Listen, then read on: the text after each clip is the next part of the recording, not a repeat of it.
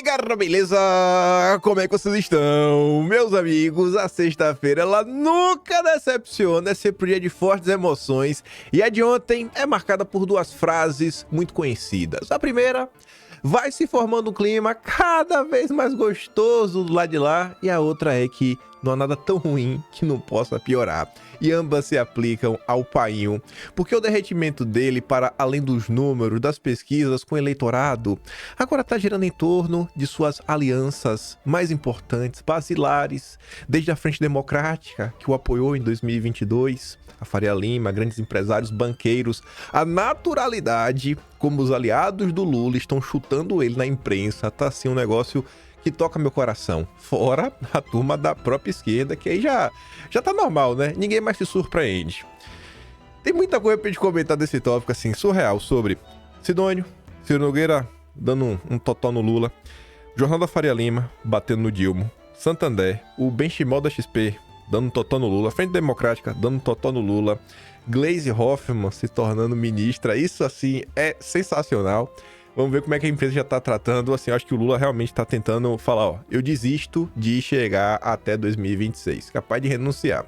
Brincadeiras à parte, além disso, ainda tem as confusões Brasil, Estados Unidos, Trump, Bolsonaro, Judiciário. Fora as confusões que a gente não vai tratar hoje porque não tem tempo, da reunião lá do Trump, Vance com o Zelensky e mil e uma coisas, enfim.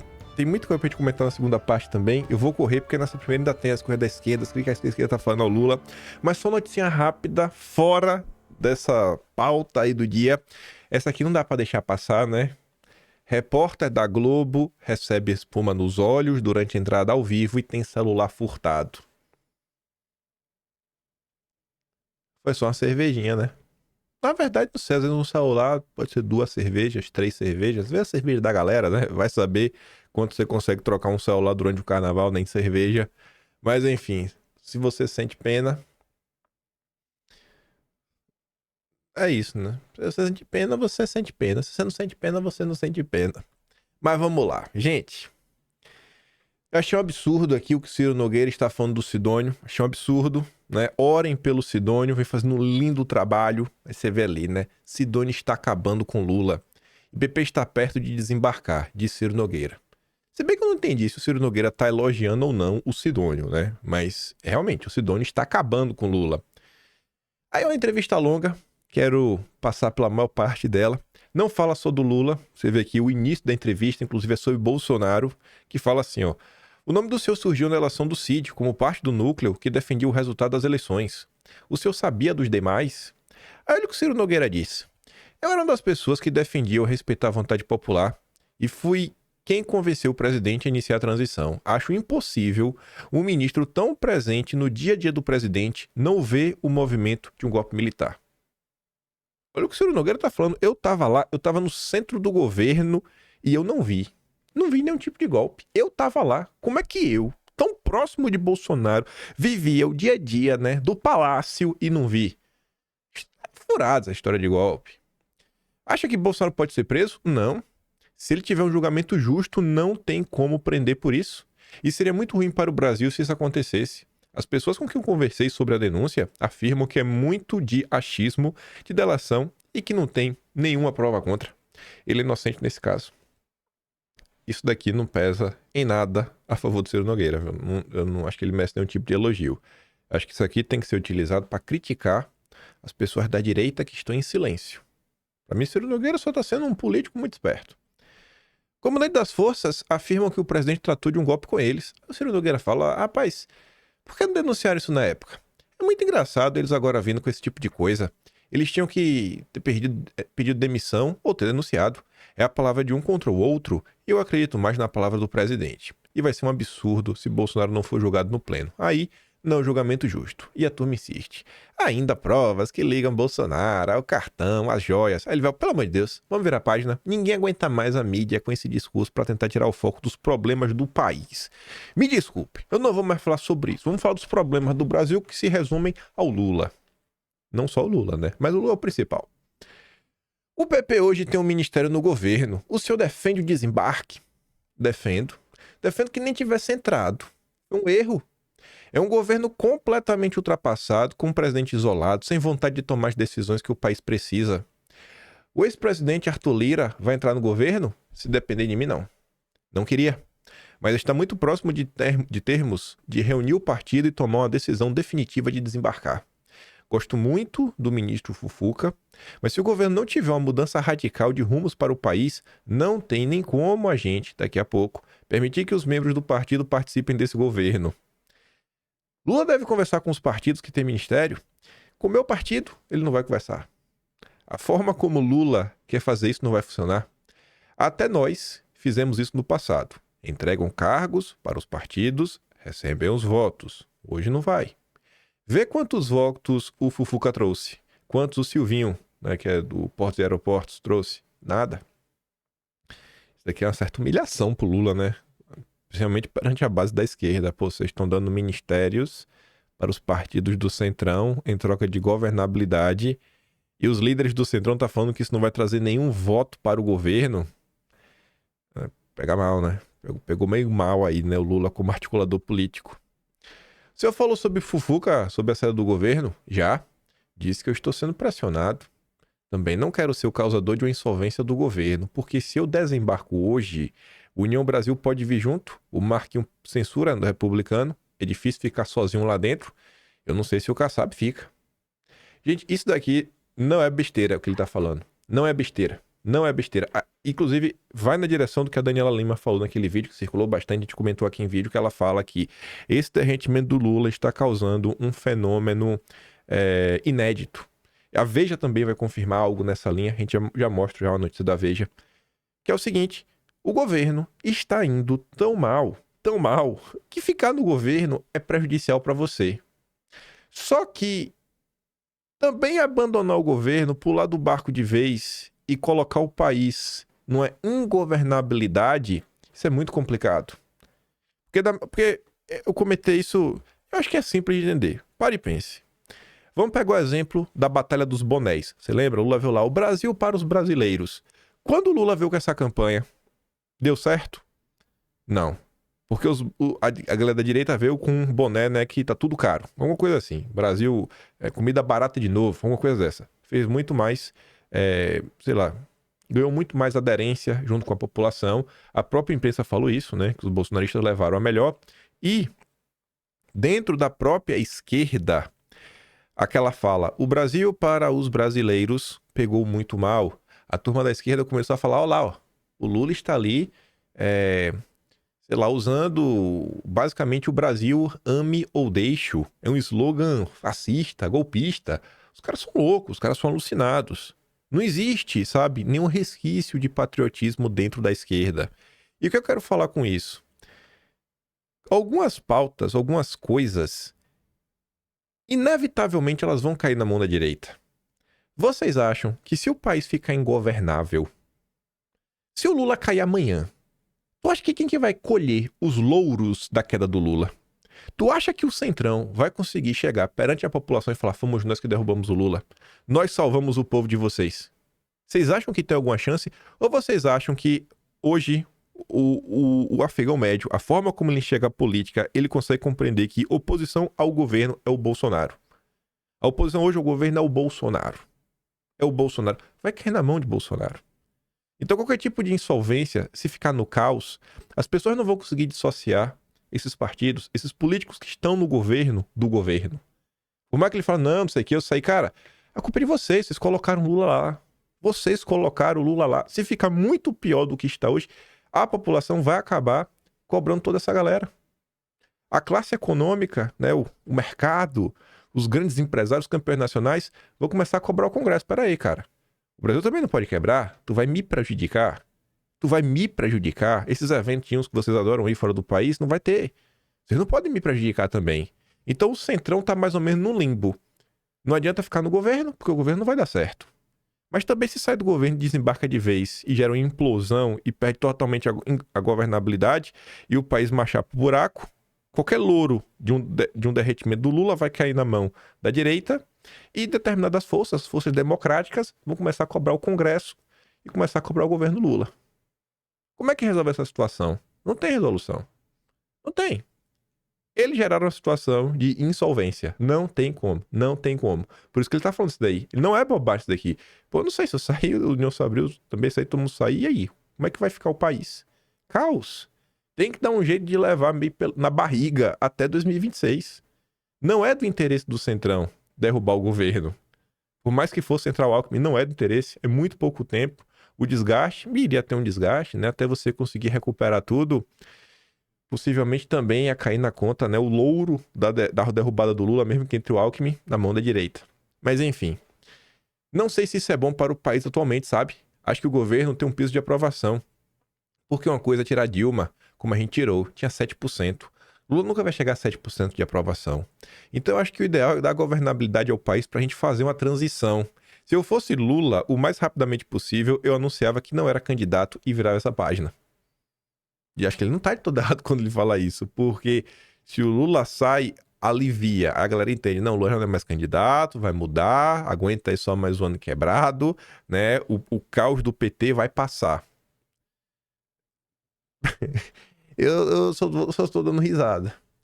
Aí depois perguntou lá, Bolsonaro tá inelegível, mas ele insiste na candidatura em 26. Você acha que essa estratégia pode atrapalhar a direita? Não vai atrapalhar. Eu acho que Bolsonaro tem um direito, ainda tem recursos. As pessoas não podem admitir que um homem que está liderando as pesquisas seja impedido de disputar porque se reuniu com embaixadores. Só acho o seguinte, se o candidato de Bolsonaro for Tarcísio ou Ratinho Júnior, ele tem que escolher neste ano, porque eles têm que fazer o processo de transição, escolher os sucessores e se afastar dos cargos em abril. Se Bolsonaro marchar para ser candidato até o final, é porque vai colocar um dos filhos. E tem a Tereza Cristina também, mas é difícil. Acho que o natural hoje seria o Tarcísio, o Ratinho Júnior ou um dos dois filhos. Qual o melhor nome? Bolsonaro. E no cenário sem ele, quem ele escolher? Ciro Nogueira, às vezes eu sinto que não é porque ele gosta de Bolsonaro, assim, a esperteza, né?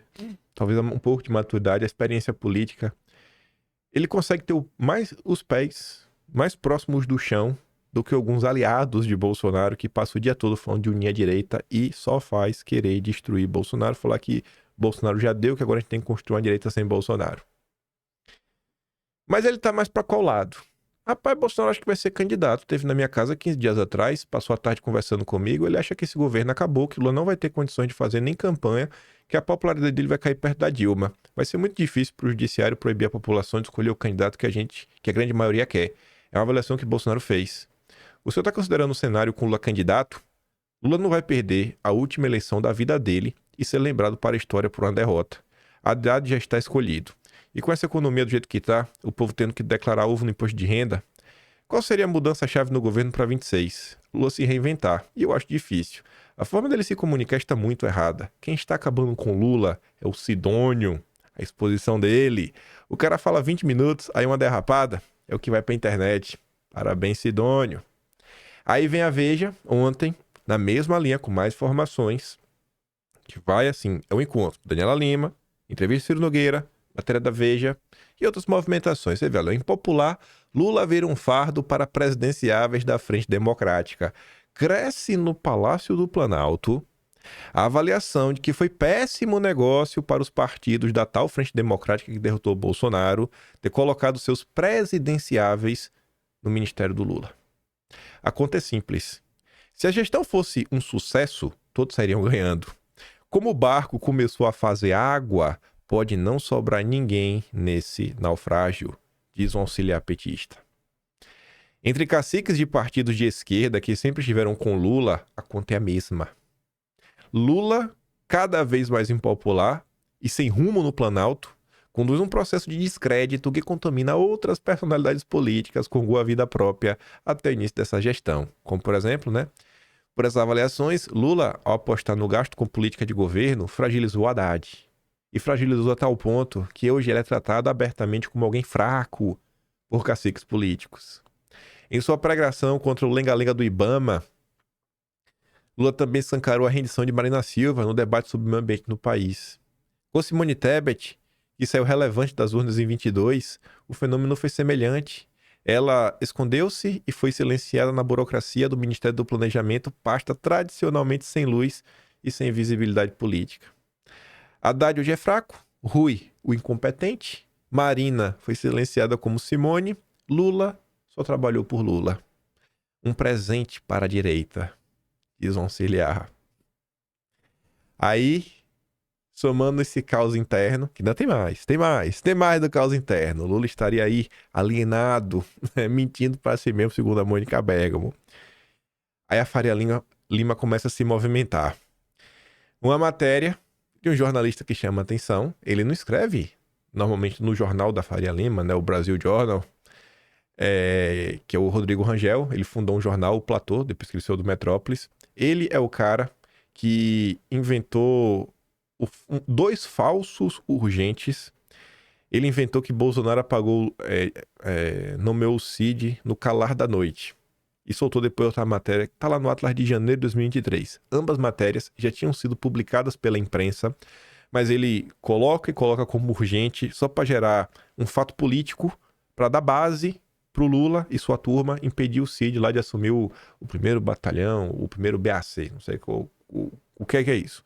Enfim, aí ele fundou esse jornal, trouxe o Guilherme Amado para trabalhar com ele, só a nata do jornalismo inquisitorial brasileiro. E aí a Faria Lima pede pro Rodrigo Rangel fazer uma análise. Eu nem vou mostrar a análise dele, mas eu te explico o seguinte. Ele começa a fazer basicamente um desenho dessa questão do Haddad. O início da matéria, ele vai narrando meio que de forma cronológica como foi o governo, como foram as quedas do Haddad, como foram as derrotas que o Haddad sofreu internamente, o enfraquecimento por parte da Gleisi, por parte do PT, até chegar no ponto que o Haddad hoje já não tem mais nenhuma força nem capacidade de ser candidato em vencer nenhuma eleição. E aí, nesse cenário, surge o nome. E se o nome for Geraldo? E se o nome for Geraldo? Obviamente não vai ser Geraldo. Os petistas jamais vão deixar isso acontecer. Mas o Lula, do jeito que tá, a depender do que a gente já falar, né? O Lula faz. Mas aqui você vê, né? Como o recado que a Faria Lima passa pro Lula. O Brasil Journal é o porta-voz da Faria Lima. Não tem o que falar. Quer saber o que o mercado, os grandes players, os grandes banqueiros pensam? Lê lá o Brasil Journal. Aí vem esse evento aqui. Santander, relatório, né? Ou previsões e coisas atreladas à mudança de governo. Quem viveu o passado deve lembrar de alguma história, né? Em governos anteriores, petistas, que o Santander andou falando algumas coisas e foi um caos. Ah, meu Deus, como assim? O Santander falou que vai dar errado. Foi a maior confusão na época, né? O PT ficou maluco. Aí o mesmo Santander agora em 2025 vem na mesma linha para falar que o Ibovespa, ou seja, a Bolsa de Valores do Brasil, poderia subir 45% com virada na política. Ou seja, vamos sair da esquerda e vamos para a centro-direita. A centro-direita democrática e liberal. Aí vem o Guilherme Benchimol, fundador da XP, diz que o Brasil vive um cenário pior do que quando Dilma sofreu impeachment. Isso aqui não é aleatório, gente. Não é aleatório. Essa semana teve o BTG Experience. Falei com algumas pessoas que estavam lá presencialmente. Mas antes de falar sobre isso, veja isso aqui e vejam uma coisa da Daniela Lima.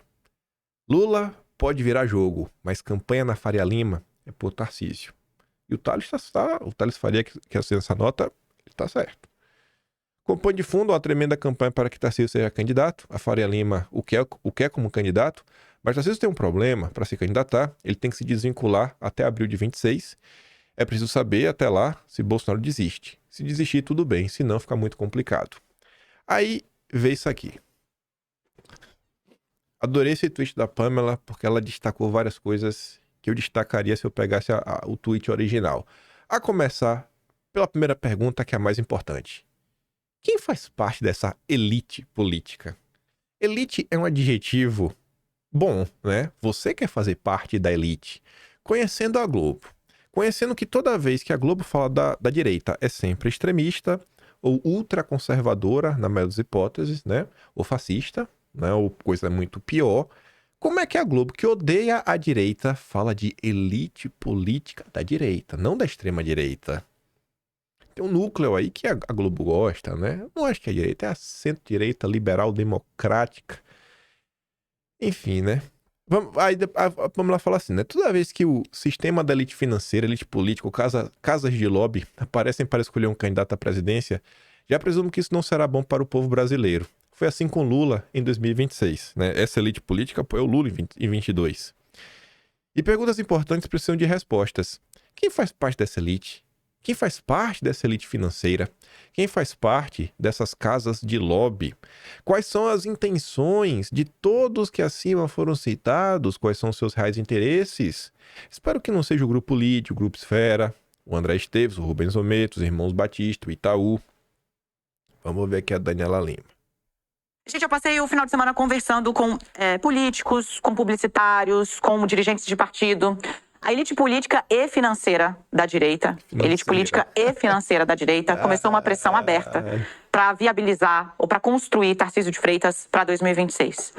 Jantares feitos por grandes grupos de lobby, jantares feitos por governadores que são deste campo, jantares feitos por dirigentes partidários deste campo. 10 de 10 empresários, eu trouxe isso na semana passada, dizem que o nome da direita deveria ser Tarcísio de Freitas. Este personagem, porém, vai caminhar numa corda muito bamba. Explico. Por mais que haja essa pressão e ela vai se intensificar exatamente para tirá-lo do corner, Tarcísio sabe que não pode melindrar um personagem, Jair Bolsonaro, que já está incomodado com ele. Bolsonaro quer ter a batuta da própria sucessão, ou de apontar quem é o herdeiro dele neste campo, o campo da direita. Tarcísio é visto como uma figura mais suave, pragmática, político, né? E que consegue transitar tanto na base mais que faz mais barulho, quanto nessa base mais conservadora de centro, que precisa atrair para poder derrotar. Um aliado muito próximo do Bolsonaro me disse o seguinte: olha, o Bolsonaro sabe que se o Lula for candidato, tem de ser o Tarcísio, que é quem está indo melhor nas pesquisas. Mas se o Lula não for, Bolsonaro tentará colocar um dos seus como candidato da direita. E é isso que a elite política financeira, política e financeira da direita não quer. Que ele traga alguém do clã para ser o representante desse grupo em 2026. Vamos acompanhar. Vocês não acham isso estranho, gente? Vocês não acham isso estranho? A elite política e financeira da direita pensa muito igual aos intergalácticos, né? Porque os intergalácticos também são contra Bolsonaro colocar alguém do clã. Bolsonaro só pensa em sua família e blá blá blá. Pois bem, vou falar um negócio, vocês podem acreditar em mim ou não. Eu odeio falar coisas e não poder mostrar. Mas tem coisa que realmente não dá pra mostrar, né? Não vai ter matéria disso na imprensa. Normalmente tudo que eu falo eu mostro. Mas você pode acreditar ou não, você observa. Falei que pelo menos aí 3 pessoas que foram lá na BTG Experience estavam lá. Nenhum dos 3 é o Arthur. Nem no Brasil o Arthur tá. E aí tava falando com o pessoal lá. Alguns inclusive participaram de algumas conversas ali, homem a homem, com o outro, tiveram perto, ficaram ali ouvindo muita coisa. Essa informação da Daniela Lima falou assim: só se fala no nome do Tarcísio. E a percepção das 3 pessoas que eu conversei, e elas não se conhecem, todos os 3, basicamente falam assim, todos os bancos, os 3 vieram com a mesma informação. Todos os bancos veem o nome do Tarcísio de forma muito boa. Só o Itaú ainda não comprou. Todos os 3 não se conhecem e vieram com a mesma informação. Só o Itaú ainda não comprou. Só o Itaú ainda não comprou. É o nome aí que pacificaria o Brasil. Aí me perdoa, né? Nada contra você, Tarcísio. Mas se os bancos estão pensando assim, cara, eu prefiro alguém do clã Bolsonaro. Eu prefiro alguém do clã Bolsonaro. Porque eu quero estar do outro lado. Eu quero estar do lado da confusão. Eu quero estar do lado contrário da elite política e financeira da direita. Quero estar do outro lado, viu? Nada aconteceu, não. Tamo junto aí. Vai pro governo aí, fica mais 4 anos. Lá na frente a gente vê. Aí, se já não tivesse esses problemas de desgaste em relação a 26, a coisa melhora. Que não há nada ruim que não possa piorar. Otimismo de Lula beira alienação, dizem aliados. Painho tá louco na cilibrina. Uma característica de Lula começa a preocupar ministros auxiliares e auxiliares que são seus interlocutores frequentes. O excesso de otimismo, que na atual conjuntura, segundo eles, beira alienação. Tá parecendo meu avô, viu? Tá parecendo realmente meu avô. Meu avô gosta de tomar uma. Nossa. E as histórias que meu pai e minha mãe contam, eu falo, meu Deus do céu, velho. A autoestima dele é um negócio assim que não condiz com a realidade, né? Não condiz. A percepção desses apoiadores é que Lula ainda não percebeu a verdadeira dimensão dos problemas que seu governo está enfrentando. nem mesmo a queda acentuada de sua aprovação, que ocorre inclusive em estados do Nordeste, onde o PT sempre colheu uma alavanca de votos. Isso despertaria nele uma preocupação necessária, mas o Lula não tá nem aí. Lula estaria plenamente convencido que seu governo é excelente, que o único problema é se comunicar mal. Até mesmo essa pedra já teria sido superada. Esse obstáculo foi superado com Sidônio, e o Lula não percebeu que o Sidônio é nosso. A coluna conversou com 3 interlocutores do petista, e eu acho que não tem por que duvidar da Mônica Bergamo, 100% PT das ideias. Um deles afirma que Lula está animado, achando que as coisas estão bem, porque o governo teria muita entrega para fazer.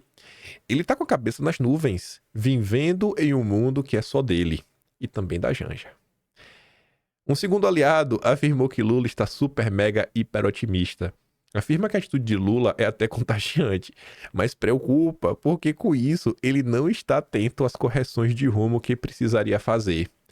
A reforma ministerial, por exemplo, será pontual, sem grandes alterações no ministério. Lula acredita que está tudo perfeito. Ele está com dificuldade de medir a temperatura da rua. Se ele não pisa na rua, a Globo não deixa. Na opinião do terceiro aliado, o excesso de autoconfiança parece ser também uma autoproteção e um autoengano. Falta senso de realidade. Ele é otimista, acredita que tudo vai dar certo e, acima de tudo, ele acredita nele mesmo. Um auxiliar do governo familiarizado com as pesquisas de opinião acredita que Lula não percebe que o buraco é mais embaixo e que a questão não é apenas de comunicação. Aí, isso daqui pra mim é a prova que Lula tá encastelado. Lula tá louco.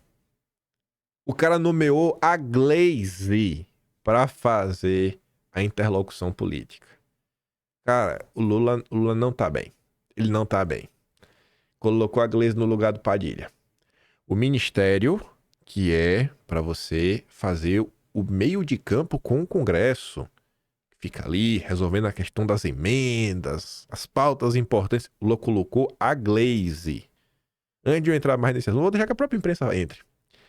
Você vê, né? Olha como a coisa foi bem recebida. Dólar dispara 5,90 com o anúncio de Glaze no ministério. Bolsa cai. Por quê?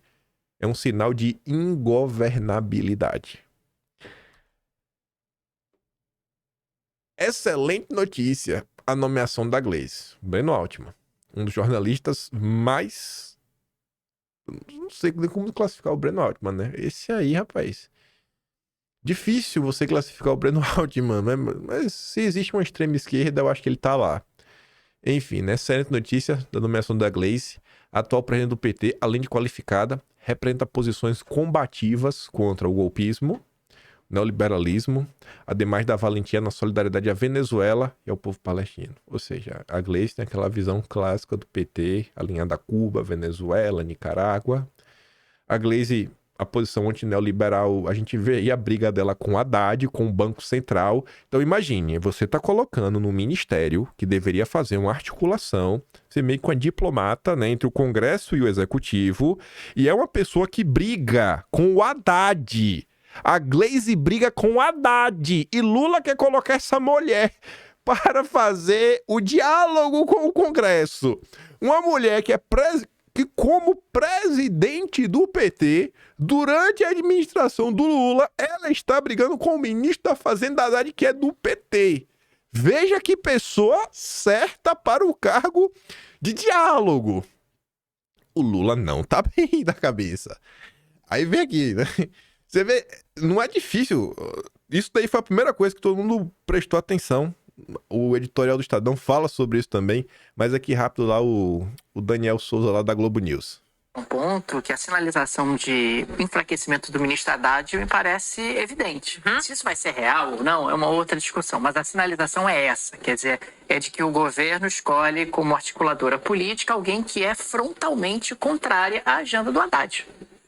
Pode ser que isso mude, pode ser que o discurso seja calibrado, pode ser que surjam outros fatores. Mas nesse momento, dado o que a gente tem de informação e de histórico, a gente acaba tendo na articulação política alguém que vai fazer um embate político com o ministro da Fazenda. No momento em que o ministro da Fazenda me parecia ainda mais necessário. Quer dizer, fortalecer o ministro da Fazenda seria ainda mais importante justamente para que o governo tivesse alguma tranquilidade na área econômica. E não é isso que o presidente opta. E eu não acho. Pois é, né? vai dar certo. Vai dar muito certo. Aí a gente começa agora. E olha que curioso, né? Isso aqui a gente tá tratando exatamente no final de fevereiro. Acabou o mês de fevereiro. Já se foi aí, sei lá, 10% do ano, né? 10% do ano já foi embora. E ano que vem eleição, julho já começou. Então tem 1 ano e meio aí, né? 1 ano e meio no máximo pra você se organizar. 1º de março, a gente começa dessa forma. Vem aí a ministra da discórdia. Ao trazer Gleisi para o governo, Lula mostra que está disposto a ir para o tudo ou nada pela reeleição, ainda que isso prejudique a governabilidade e implique riscos para o país. São incertos os resultados da ida de Gleisi para a articulação política, no que concerne aos interesses políticos eleitorais do Lula, mas as agruras do PT e de Lula nesse particular são irrelevantes. Para o país, contudo, não poderia ter havido escolha pior para uma área tão sensível do governo, e uma das mais carentes de competência e espírito público. A decisão de nomear Gleisi, longe de trazer alívio, liga um incandescente sinal de alerta para a estabilidade política do país. Tida é a vida como uma das figuras mais polarizadoras da política brasileira, Gleisi Hoffmann, uma vez encarregada da articulação política com o Congresso e, por extensão, com o conjunto da sociedade, pode representar um passo decisivo em direção à ingovernabilidade. Ao contrário do que seriam os atributos ideais de alguém à frente do SRI, Gleisi sempre se comportou como um obstáculo à pacificação do país, não raro manifestando certo orgulho por isso. Ao invés de promover o diálogo, Gleisi tem sido uma advogada incansável de posições radicalmente opostas àquelas defendidas por uma parcela significativa da população brasileira e, às vezes, pelo próprio governo, como evidenciam as suas diatribes contra o mercado financeiro, o Banco Central, o Congresso, a direita em geral e países alinhados com os valores liberais democráticos, cerrando fileiras na defesa de autocracias repulsivas por alinhamento ideológico puro e simplesmente.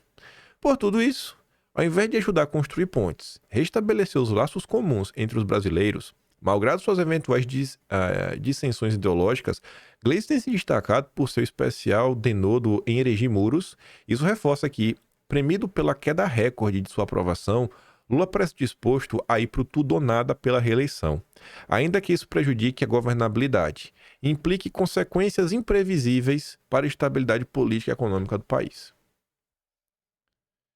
Assim, não tem nada ruim que não possa piorar. Por que ele tá pensando? Porque Lula, né, colocando-se a Gleisi pensando na questão já de reeleição. Porque a Gleisi vai ser o pulso de ferro, o punho de ferro que Lula quer. Vai começar a tomar todas as decisões do governo e usar as emendas e o carro que ela tá para tentar fechar apoios para o projeto do PT. Ainda que o Lula não consiga a sua reeleição, ainda que o Lula desista na reta final, igual o Biden fez, né, o nosso Biden brasileiro, e veja como tudo está se encaminhando para o Lula ser o Biden brasileiro. Tudo está se encaminhando. Realmente a política norte-americana é muito similar à política brasileira. Olha como a questão lá fora, que foi a queda do poder de compra, maus empregos, né, o empobrecimento da população. Veja como isso vem se tornando o principal assunto do debate público. Para a direita brasileira, temas como liberdade de expressão, né, o mínimo de segurança jurídica, o mínimo, continuam sendo os mais importantes. Eu acho que também eram lá da direita mesmo dos Estados Unidos. Mas quando você pega o povão lá, é muito similar ao povão aqui. Então colocar Lula lá, a Gleisi lá, é pelo menos tentar garantir que o PT virá com força para ter uma base de deputados, governadores, deputados estaduais, senadores, para conseguir se manter nativa, já pensando no seu plano para 2028 e 2030. O PT não pensa só na próxima eleição. O PT está pensando nos próximos 12 anos. Então, ainda que perca a presidência da República, temos que manter o projeto do PT ativo. Temos que manter o PT como o maior partido da esquerda no Brasil. Então, mete a Gleisi lá. E tem outro ponto que eu estava fazendo a live ontem no canal secundário e um inscrito que comentou, eu falei, cara, isso faz muito sentido. De colocar a Gleisi, porque talvez a Gleisi tenha mais condições de peitar a Janja do que o Padilha, por exemplo. Tu bota fé no Padilha lá enfrentar a Janja, ele fica bem assim, né? A Gleisi conhece o Lula desde a época lá de Curitiba, foi lá, não deixou ele na mão, capaz de ter conhecido a Janja lá dentro. Deve ter um respaldo maior dentro de casa. Falou, tá atrapalhando, viu, Janja? Vamos se aquietar aí, porque não dá pra prejudicar o nosso projeto. Se controla. Então, a observar. Aí, como se fosse pouco, calma que ainda tem mais. Calma. A gente só vê aqui as críticas do centrão, do mercado, da imprensa. Agora faltam as críticas da própria esquerda. Companheiro Janones está tentando entrar pra tropa. Foi lá no canal dos nossos amigos do Brasil 247. Falar do Lula, né? Escuta só. Enfraquecido por quê? Porque ele não tem a força popular. Porque ele não representa, ele não dialoga. Ele não tem mais penetração. Se o Lula... Tá falando do Lula. Lula não tem apoio popular. Lula não dialoga. Lula não tem penetração na sociedade. Não fala com o povo. Se o Bolsonaro fala lá no Léo Dias, as pessoas ficam sabendo. Ninguém sabe. Eu não sei o que o Lula falou hoje.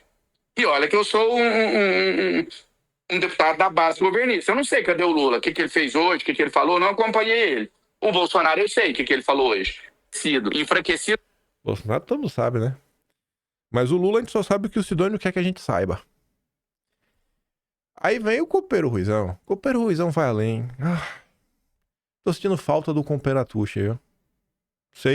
Não sei se o Atucha tá sendo perseguido, ele tá sendo muito criticado lá, né? Pela turma da esquerda, exigindo até a demissão do Ruizão. Não sei. Fazer uma campanha. Quero o Atucha de volta e com bigode. Deixar o bigode crescer. Ir lá com o Ruizão, botar aquela bata que ele tava da última vez, bonita aquela bata, de batinha assim, meio indiano, com bigode, careca. Pra ficar no estilo. Escuta só. É um governo paralisado. Governo paralisado. Isso daí, inclusive, é mais um calcanhar de Aquiles do governo Lula, porque os bolsonaristas não são contra explorar o petróleo da margem equatorial. Não somos contra, não.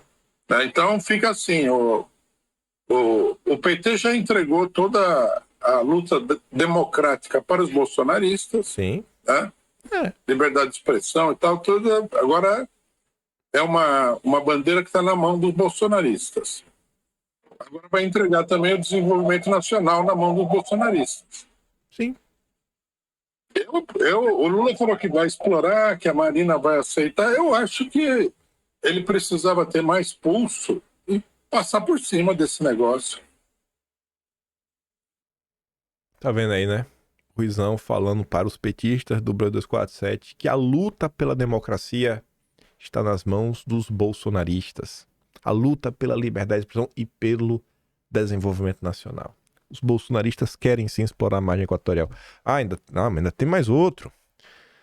Nossa, eu nunca tinha escutado a voz do Quaquá. Talvez o Quaquá... Eu não sei se o Quaquá é o nome dele mesmo. Se não for, a voz dele faz sentido, o Quaquá. O Quaquá tá falando sobre o que se tornou o PT. O que se tornou a esquerda. E porque, obviamente, vai dar errado. Escuta isso aqui. Um partido que só fala línguas identitárias, né? Que hoje mobilizam 15%, 20% da população.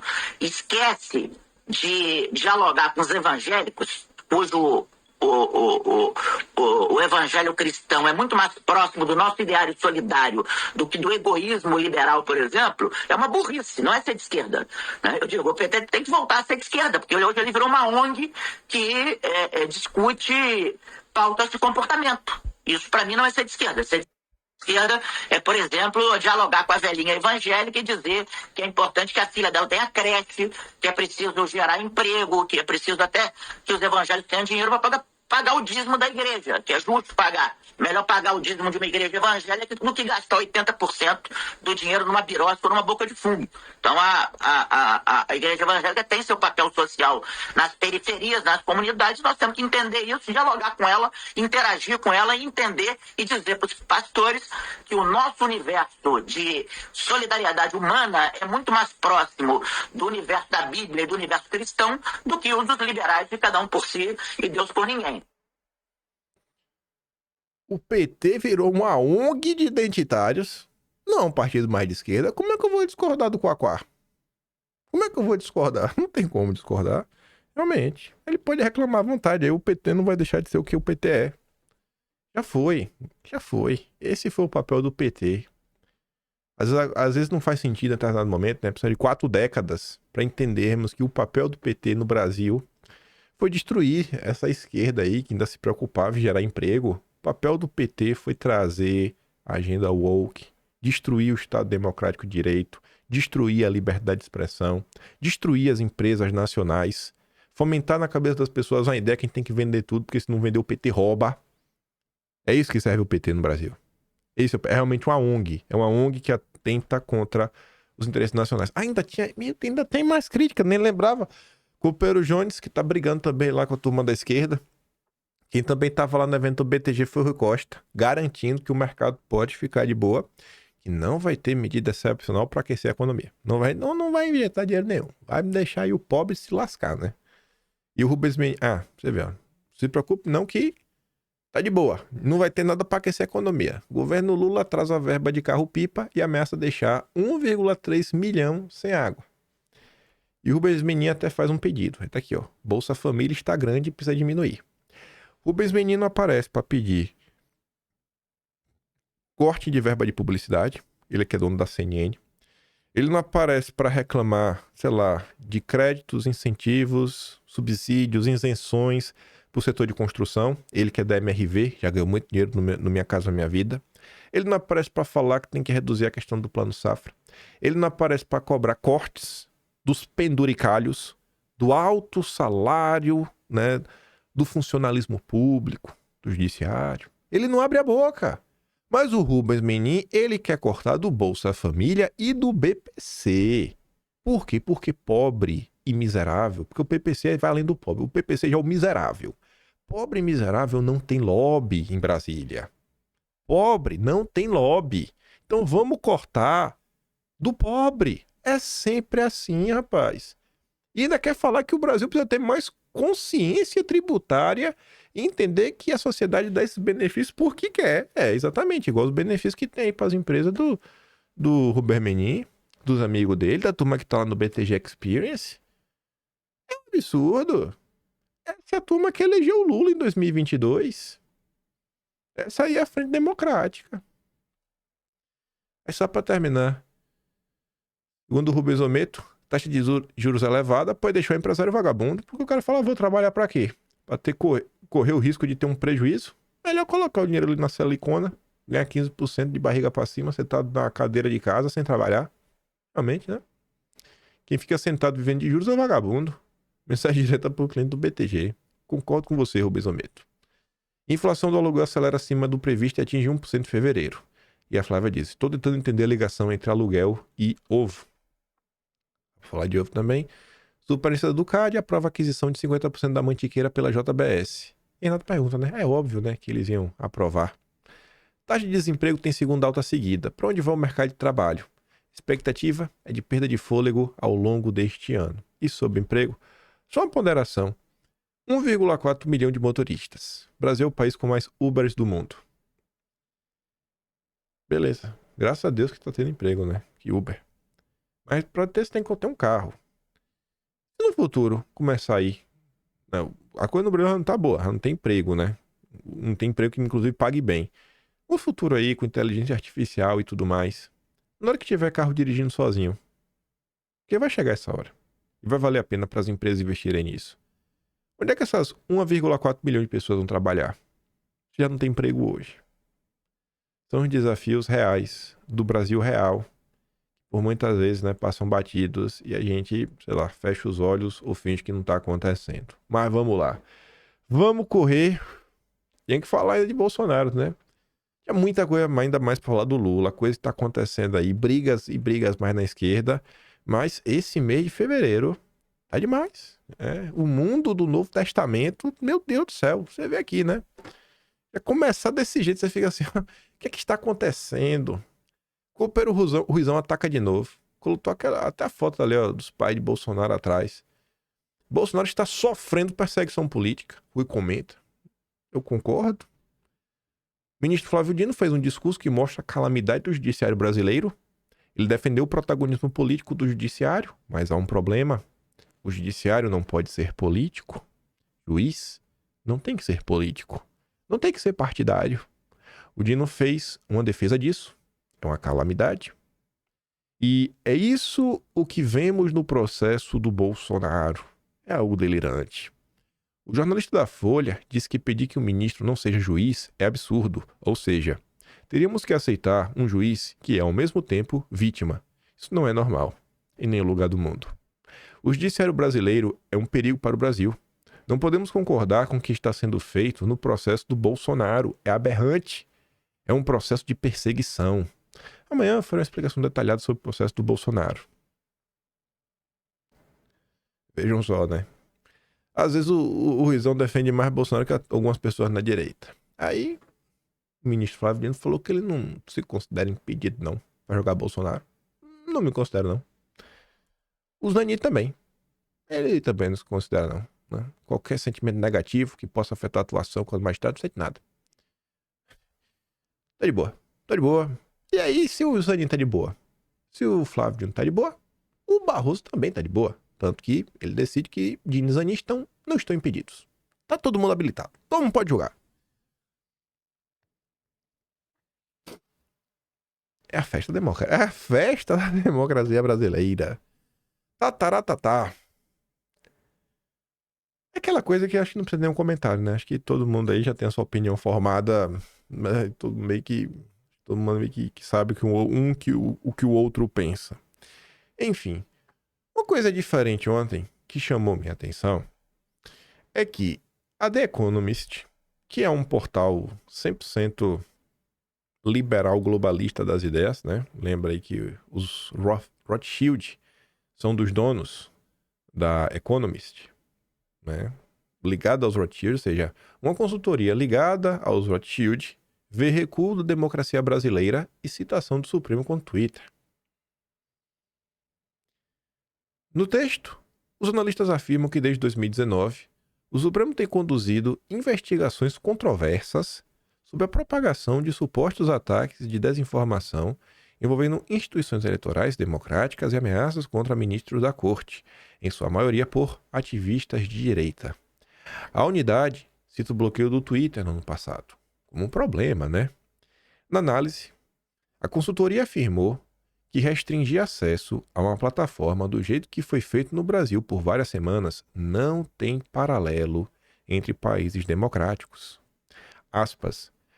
A censura de um grupo de usuários ultrapassou os limites do que podem ser consideradas restrições razoáveis da liberdade de expressão, especialmente no meio de uma campanha eleitoral, onde a direita no Brasil é conhecida por não ter nenhum espaço na imprensa e ter a sua força nas redes sociais. A divisão do grupo Economist afirma que tornar certos tipos de discursos ilegais com base em definições vagas é um exemplo da politização do judiciário e que isso não apenas tem um efeito assustador sobre a liberdade de expressão, mas também abre precedente à corte para censurar discurso político, o que poderia influenciar indevidamente resultados políticos. Né? E aí? Que matéria de democrática, né? Aí falando sobre politização, essa matéria aqui passou na minha timeline, aí eu li rápido primeiro, aí eu achei que o Conjur tava noticiando, né? A briga aí do Itamaraty com o Trump. Aí o cara lá clamando, pô, a nota aí do Trump, do Brasil aí, foi ruim, não gostei.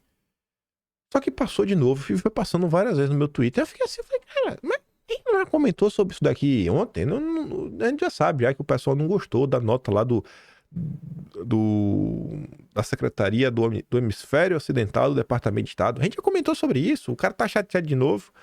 Aí eu fui ler com calma. Não é que o ministro agora tá chateado com o Departamento de Estado do Trump. O ministro critica a postura de Trump em reunião com o presidente da Ucrânia. Pronto. O cara virou agora analista de geopolítica. O homem é brabo demais. A ministro, todo respeito aqui, Que coisa, viu? Até geopolítica agora. A gente tem opinião. Até geopolítica, cara. Isso é ruim, pô. Isso é ruim. Sério mesmo, pai. Isso é ruim. Isso é ruim. Isso é ruim. Eu não, achei que o Trump lá e o Zé, né? O Zelensky, né? O Zé lá, o Trump e o Zé, não gostei do tom, não. É, tá bom. Bom, as matérias que a gente tem na imprensa brasileira. Aí voltando pra falar das tretas mesmo, a turma do Metrópolis noticiou aí que o Mike Lee coloca aí um senador de peso. Ele chama o ministro de Valdemar brasileiro e cobra sanções. Ele voltou a fazer ataques contra o ministro e afirmou que pode indicar o nome do magistrado para entrar na lista de sanções da lei Magnitsky. E aí? Eu não sei, só saiu na imprensa isso daí. Aí quem também andou comentando sobre o Brasil foi o Jason Miller. Você lembra dele? Ele veio ao Brasil, acho que ele veio pro CIPEC. Aí ele ficou preso no aeroporto, assim, não pôde sair na hora que ele queria, né? Ele foi convidado a prestar uns esclarecimentos. Vamos falar assim, ele foi convidado a bater um papo. Ele tá falando ali, ó, não esquecemos. Nós não esquecemos de nada. Acho que ele tá chateado. Parece ser que ele tá meio chateado, até hoje, com o que fizeram com ele lá atrás. E Jason Miller, ali, né? Pertinho do Trump também. Tá lá trabalhando no governo americano. Com certeza a gente vai ter novos episódios dessas confusões aí nos próximos dias, nas próximas semanas, mas com toda certeza, mas com certeza absoluta. Ontem a gente tinha comentado que a turma da esquerda acionou a PGR contra Eduardo Bolsonaro, né? Ai, que isso aqui, que aquilo outro, pipipi, ppp, não pode fazer isso. Como assim, rapaz? Olha o que a Yara nos traz. Postagem oficial do Lula em 29 de julho de 2018. Olha o que o Lula dizia. Senador e outros 28 congressistas americanos assinam carta que denuncia prisão política de Lula. Bernie Sanders quer Lula livre. Olha só. Vai ver só, viu? Aqui não era interferência não, né? Cadê a soberania nacional, Lula? Não era você que estava reclamando? Ah, soberania nacional. Veja só, né? A luta pela soberania nacional na esquerda, ela não vai até o segundo parágrafo da página 1. Não é nem a página 2, é o segundo parágrafo da primeira página, já acabou. É um cara de pau, velho. Olha, ó. Bernie Sanders vai enviar nesta quinta, dia 26 de julho, ao governo brasileiro uma carta em que denuncia a prisão política de Lula com base em acusações não comprovadas em um julgamento altamente questionável e politizado. Cadê Lula? Cadê a soberania nacional? É um cara de pau, viu? Ô, bicho, cara de pau. Aí sobre essa questão da politização, quem sou eu para fazer comentários? Então deixo aqui para o Caio Junqueira. Eu não concordo com ele. Eu tô avisando. Eu não concordo com o Caio Junqueira. Achei muito antidemocrático a fala dele. Só tô mostrando porque ela circulou bastante ontem. Eu achei que as pessoas deveriam ver, né? Uma fala antidemocrática como essa. Que é reprovável. Ele tá errado. Se a denúncia foi julgada nesse ano, como o Supremo quer? Agindo politicamente. Porque a opção do Supremo de não julgar o Bolsonaro em 2025, quer dizer, de julgar em 25 para não contaminar o processo político em 26, é uma decisão política. Né? Uma ação penal costuma durar 3 anos no Supremo Tribunal Federal. Essa com 34 denunciados, duraria quanto? Duraria 5, 6, 7 anos. O que se trata aqui, no fundo, né? Se a denúncia foi julgada nesse ano, como o Supremo quer? Agindo... Tá vendo aí, né? Ele tá reclamando aí, falando, é politizado, mano, porque denúncia aí, em média, são 3 anos, né? Demora. Com essa quantidade de gente, aí seria uns 7 anos de julgamento. Aí, julgamento rápido, assim. Ele tá falando que isso aí estaria politizando a coisa. Discordo do Caio Junqueira. Um complemento de uma coisa que a gente comentou ontem. O senhor Marcel Van Hatten, do Partido Novo, começou uma campanha contra o Mendonça. Ele disse que tá fazendo uma campanha lá, cobrando. E aí ele quer que o Mendonça se pronuncie fora dos autos. Aí, né? além de defender o Mendonça, mostrando que nos autos, né, quais são os posicionamentos do Mendonça nos autos. No vamos ver, na hora de produzir um resultado real. Como é que Mendonça vem se posicionando? O pessoal aqui quis relembrar, né? Falas do próprio Marcel Van Hatten sobre o que ele acha de juízes que falam fora dos autos. Contra o voto impresso, não é de competência do Poder Judiciário ficar dando a sua opinião. Aliás, não só ficar dando a sua opinião.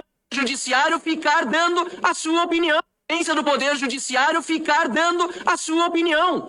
Aliás, não só nesse tema, como em muitos outros. O contra o voto impresso não é de competência do Poder Judiciário ficar dando a sua opinião. Aliás, não é de competência do Poder Judiciário ficar dando sua opinião. Nem nesse assunto, nem qualquer um outro. É feio, né? Quando um parlamentar é pego dessa forma, né? Se contradizendo. E a gente sabe que isso aqui não é só hipocrisia. Não é só uma preocupação com o Brasil. Aqui, obviamente, tem um projetinho político, né? Descolar do Bozo. Sem perder o apoio dos apoiadores do Bozo. Marcos também postou o recorte. Eu concordo plenamente com a fala do deputado. Gostaria de saber por que ela não se aplica ao Mendonça.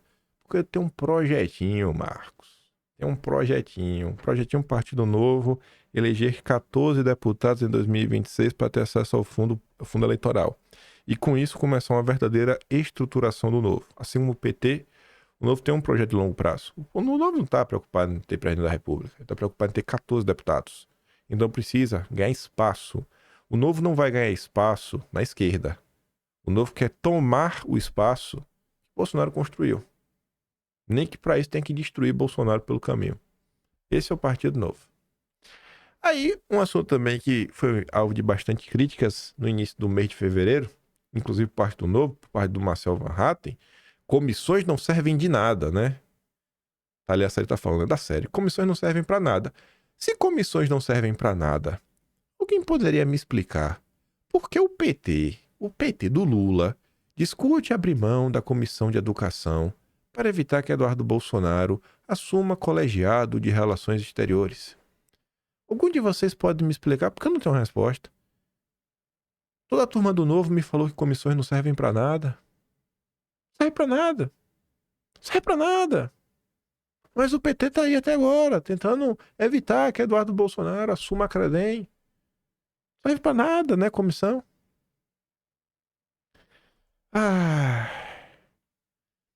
Isso não diz que não é pra falar nada, é só pra observar. Notícia esperançosa. Batoré participou lá de um programa Podcar Liberados, da Rede TV. A Globo noticia, né? Alcolumbre critica penas para investigados do 8 de janeiro. Pessoas estão ficando comovidas. Enquanto Batoré, enquanto presidente do Congresso, né, do Senado, nós não podemos nos furtar de discutir qualquer assunto. Mas sabe por que esse assunto está hoje nas rodas de todo o Brasil? Porque é 8 ou 80 de novo. O que está acontecendo? As penas estão sendo tão grandes que as pessoas estão achando da irrazoabilidade da pena e estão ficando comovidas e querendo anistia, afirmou o presidente do Senado, que reforçou ainda seu desejo de querer, o seu desejo de querer, né? Querer que os investigados tenham julgamentos imparciais. Eu vou discordar da Alcolumbre? Eu não vou não. Essa matéria tá faltando colocar uma aspas aqui, ó. E aqui é o seu desejo de querer que os advogados, né? Tá faltando uma letra aí. O Globo já foi melhor. Eu vi essa postagem aqui, achei ela bobinha, mas me trouxe uma reflexão. Essa postagem não é recente do Elon Musk, mas ele fala assim, ó. Você assistiu os Jogos Vorazes e ficou ao lado da Resistência, que era o povão, contra o sistema. Você assistiu Star Wars e ficou ao lado da Resistência, contra Darth Vader. Você assistiu Matrix e ficou ao lado da Resistência, né? Do lado do Neo. Você assistiu Divergente e ficou ao lado da Resistência. Você assistiu V de Vingança e ficou ao lado da Resistência. Quando é ficção, você entende. Mas você se recusa a ver isso quando é a realidade que você tá vivendo. É engraçado, né? Os petistas vão lá, assistem os filmes, vem o mocinho vilão. Na hora do vamos ver, o petista fica do lado do vilão. Por que no filme os petistas entendem? No mundo real os petistas não entendem. E pra encerrar, esse cara aqui, ele é de esquerda, assumidamente. Ele garante pra todos os seus seguidores que ele jamais vai virar alguém de direita. Ele se considera meio que uma esquerda libertária, esse João Sense. Só que ele é advogado. E ele pega muito caso, porque como ele é especialista nessa questão de rede social, ele tem entre os seus clientes pessoas de direita, influenciadores diversos, gente que não necessariamente é da política. E aí olha como são as coisas, né? Cara, na moral, meus clientes de esquerda ganham todos os processos na justiça, mesmo os mais absurdos. Meus clientes de direita só se lascam na justiça. Isso é literalmente perseguição política. E sim, os juízes sabem que a pessoa é de direita. Se você for nesse comentário, ler as mensagens, a pessoa pergunta, você vai virar direita? Ele fala, cara, eu não vou virar direita. Eu estou fazendo aqui uma constatação. O estado de coisas que o Brasil vem vivendo, eu acho que, pelo menos, está fazendo algumas pessoas aí abrirem os olhos para que, por mais que você tenha discordâncias ideológicas, sei lá, se a turma da direita é a favor de uma coisa, se é a favor de outra, não dá para ser a favor de perseguição. Não dá para ser a favor de parcialidade. Eu espero que esse tipo de reflexão, esse tipo de visão, né, comece a tocar cada vez mais o coração de muitos brasileiros. É isso. Acho que a mãe te comenta sobre as confusões do Trump com o Zé. Eleições na Alemanha, nem chegou a comentar nada. Tem umas coisas interessantes pra falar disso aí também. Mas as confusões que vai ter ao longo do dia de hoje também. Enfim, né? Eu sei que por hora é isso. Segura meu trabalhinho, que já dá um pouco mais. Passa também no canal. Tem um botão de valeu, tem um Patreon na descrição. Parece que chegou a placa até do iBest, viu? Ganhei a placa dessa vez. Minha mãe... Eu mandei entregar um trabalho de minha mãe. Porque lá sempre tem gente na portaria. Aí... Semana que vem, me mandando uma foto bonitinha assim. Mostro pra vocês. Agradecer também, né? De novo. Vou mandar os vídeos que eu dei play aqui, né? No Telegram. O link tá sempre na descrição. Teve algum que você achou interessante, você pega lá. Manda pra algum amigo seu. E... Lembre, né? De voltar amanhã. E fica com aquele grande beijo, abraço, tamo juntos. Valeu, meus amigos. Fui!